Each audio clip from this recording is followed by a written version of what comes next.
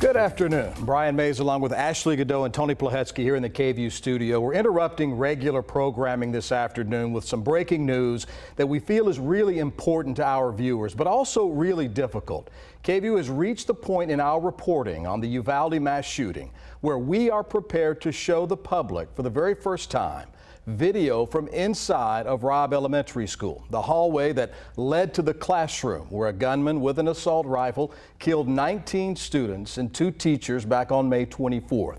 Now we're doing this for these people, for their families in Uvalde, for the people of the city and really the people of the state of Texas who have been desperate to learn what happened inside that school back in May.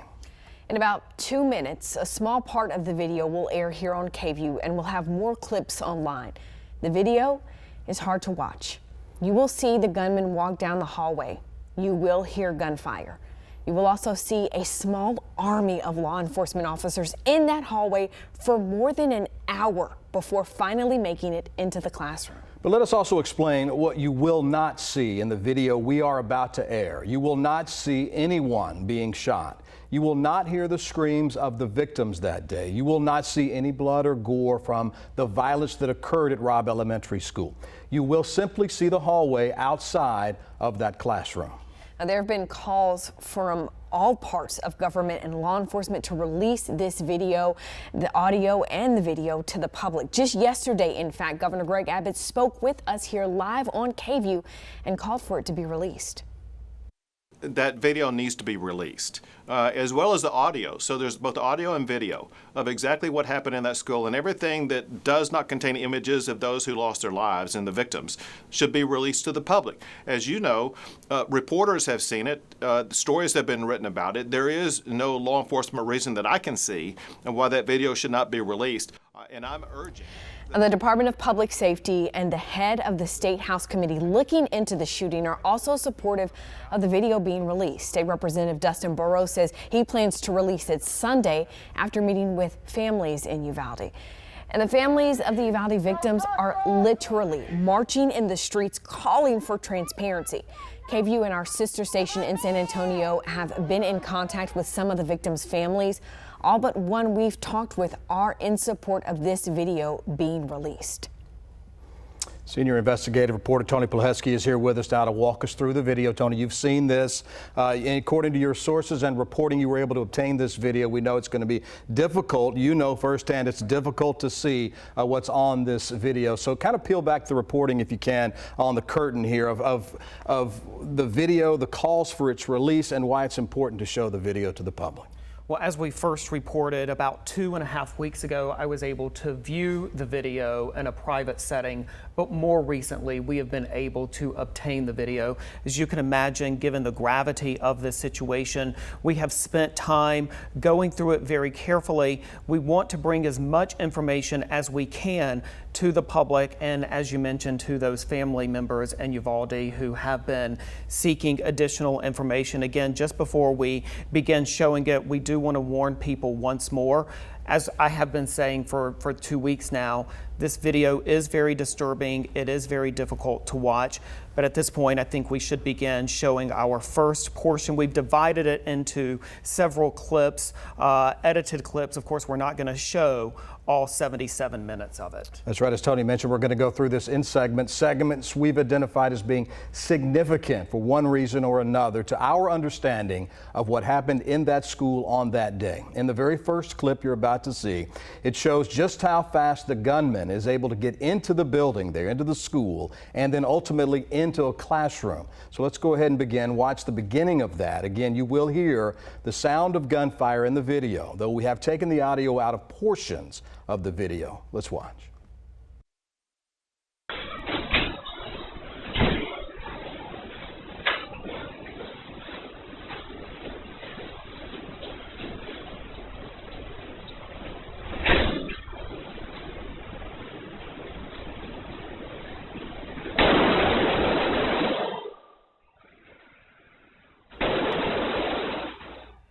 And again, we know now that that gunfire went on for about 2 minutes inside that classroom.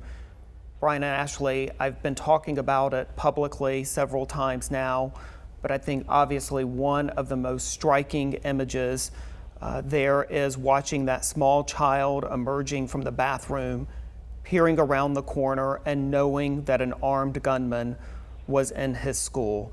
And then of course just seeing with the ease and casualness that the gunman entered the school, walked down that hall into that classroom. And for about the next 3 minutes of the video that we've obtained here at KVUE, you can hear the burst of gunfire. You could hear screaming coming faintly from down that hallway. Again, that video from a surveillance camera mounted on the wall there at Robb Elementary School. Looking down to the hallway, you could see the gunman enter the classroom, which was there on the left-hand side. And immediately upon entering that, you could hear the gunfire.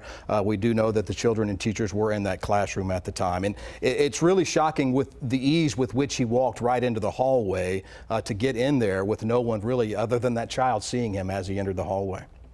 Absolutely, and authorities have said that the back door that he apparently entered was obviously not locked at the time. There's been a lot of discussion about whether or not the classroom door was locked at the time that we entered it, but what investigators have said is that that may be one of the, unknown questions about the tragedy of what happened that day. And I think we have to realize whether that door was locked or not, he would have been able to likely get into that classroom, Tommy. Absolutely. With the firepower that he had. Yes. Again, we do have the entirety of the video. We have edited into segments. The next segment we're going to show you is when the first officers arrive on the scene. This is about 3 minutes after the video we just showed you when the gunman entered. So Tony, if you can, take us through kind of what we're seeing in the video as the officers arrive there into Robb Elementary School. You can still hear the shooting in the background. So we know about 3 minutes after this happened that a number of officers from the Uvalde City Police Department as well as from the school district arrived.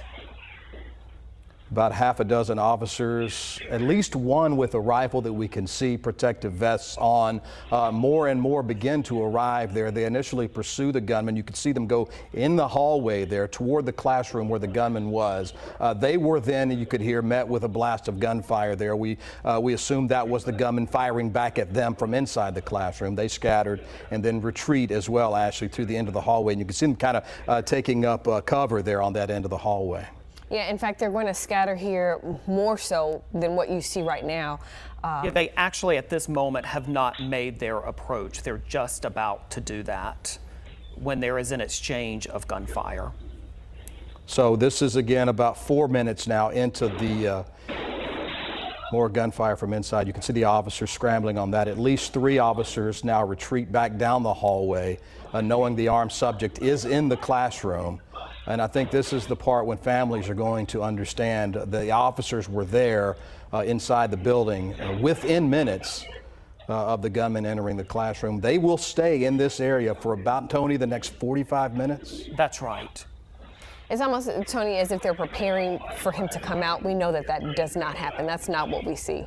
And what authorities have said is that the incident commander on the scene that day then began treating this like a barricaded subject, and in terms of doing so would have required a slower, more methodical law enforcement response instead of an active shooter, during which we know from talking to law enforcement experts, the job of police officers is to do anything at that point to try to save the lives of innocent people. And again, when we look at that video, we see them being pushed back. But I think what is going to be so difficult for people to grapple with is what happens next. Well, and not only that, it's the fact that they are aware that there are gunshots. They're aware that there is shooting happening as they are standing in the hallway. That's right, Ashley. All right, so let's look at this next segment here. This is actually a time lapse. And so we have sped this up because not a lot happens for a period of time for about 45 minutes. Tony, what are we seeing happening?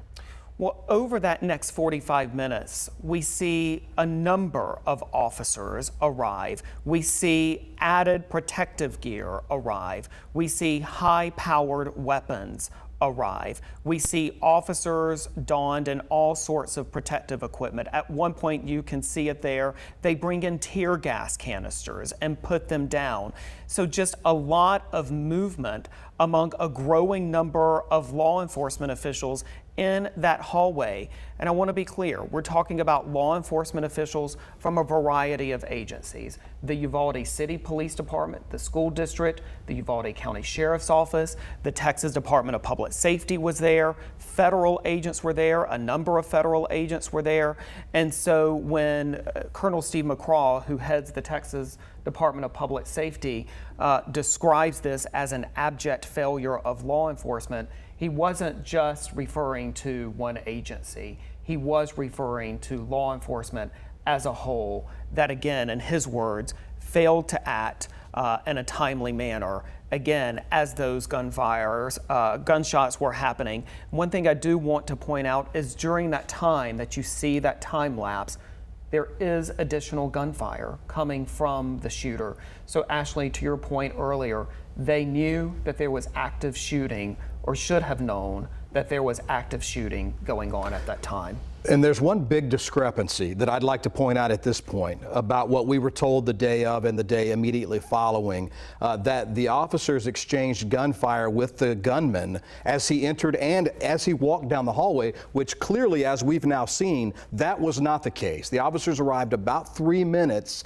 after the gunman was in the classroom. So that's a huge discrepancy. I know that a lot of families there were wondering how that could have happened, and clearly it didn't happen the way it was described initially. That's exactly right. And one additional point that I wanted to make too is that we don't know why they responded or didn't respond the way they did. We are seeing for the first time that they in fact did not respond for more than an hour after trying to make that initial entry into that classroom.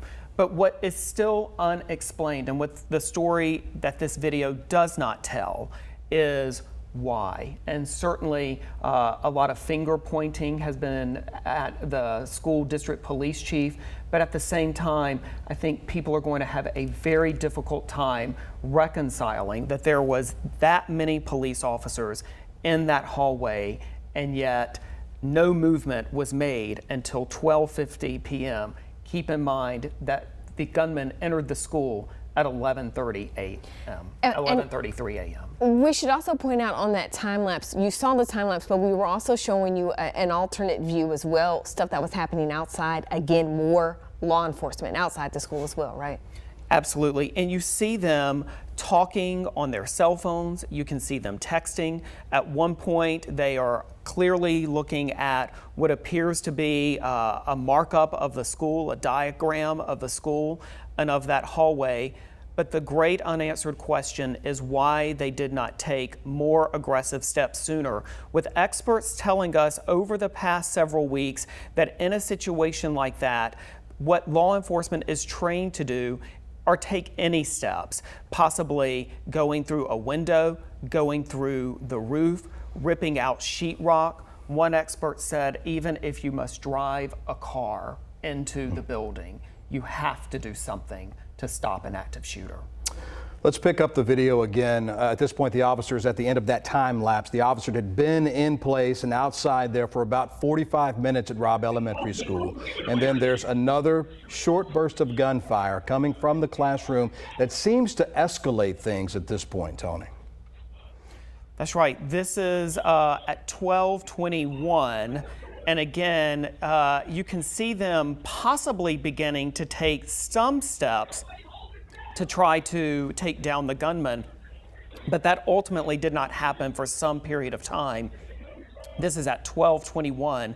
Keep in mind, it was not until 12:50 that officials ultimately moved in and took the gunman down. So they were there for about half an hour or so after that initial time lapse video that we showed. There was another half hour until that when they initially, or for the second time, I guess, began to walk through the hallway. That's right. And you can see in that clip that we just had, again, they are heavily armed. Mm-hmm. They have assault rifles. They have all kinds of protective equipment. And they seem to be in some sort of position. Again, 45 minutes. That's right. More than 45 minutes have passed. And any indication, Tony, when you've watched this, all the times that you've seen this, as to why they didn't go in at that point?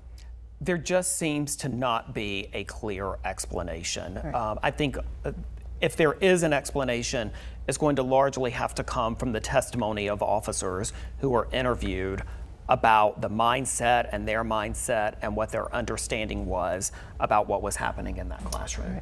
So we have another time-lapse video. So they've heard a new round of gunfire, the first in about 45 minutes. They advanced down the hall. It looks like they were getting close to some kind of action, but again, they stall, and this is what happens next. Multiple officers, and you can see they're still staging right there at the end, coming back and forth. The gunman this entire time, Tony, we know now, was in the classroom, which, of course, it's difficult for us to even imagine, but for the families seeing this now, some of them maybe for the first time, to see the response and the time it took for them to get into the position to take out the gunman is just, I can't even imagine what that's like. And one thing that is also important to point out again as well is that there were 911 calls coming in from people inside that classroom saying, please help, there's a gunman, please help.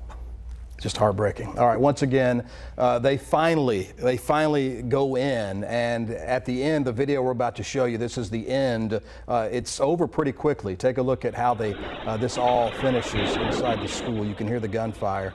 Officers move into the classroom. If you can see just down at the end of the hallway there, at the top of your screen, they move into the classroom and they take out the shooter. And Tony, we do know from previous reporting that it's by now there are DPS officers there, state officers there as well at this point, in addition to the local police, the local sheriff's department? That's exactly right. And ultimately, it is the Border Patrol that takes down the gunman. They actually lead the assault team inside that classroom. We're told that at that point, the gunman was actually in a closet, but did emerge when they breached that door and went inside that classroom, and that is where the gunman was killed by law enforcement.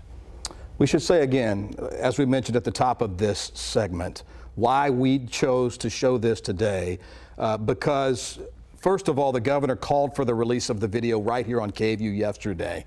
We felt as a station it was important to be as transparent as possible with the families and the people that are asking the questions, and have been for more than 2 months now, Tony, to show the video, to show the response, to show really the aftermath of kind of all these entities coming together, and to show exactly how long it took, Tony. Absolutely, and I want to say that this is not a decision that we have taken lightly. We have carefully considered what we are doing here. We know that there will be people out there who maybe do not agree with our decision to air these clips. But again, when you think of the families who have called for transparency, the highest levels of our state government have called for transparency, and we found ourselves in a position once we obtained this video that we similarly did not feel it was in our interest to withhold it from the public as well. But I do want to underscore our decision-making process there, but that ultimately this is about those family members and the people of Uvalde and our state and even our country, of course. So many people have been keeping up with what happened that terrible day and the aftermath of what happened that awful day. It's such a difficult thing for us to watch, difficult things for us to talk about, and to see, frankly, the failure that happened to these children and those two teachers that day. Well, we are going to have several of these clips on KVUE.com as well as our YouTube channel for those of you who are interested in seeing more. That's right. For getting context, for perspective from law enforcement analysts about the police response. For the newscast, we'll have more of that in our newscast later tonight. Of course, you can see that at 5, 6, and 10 p.m. Here tonight. And you know, remember, at the end of the day, all of this comes back to these faces, these victims and their families who have been crying for answers and frankly have not been able to get them from their government. We'll return you now to regular programming. Again, you can see more of the story tonight on KVUE News at 5 and 6.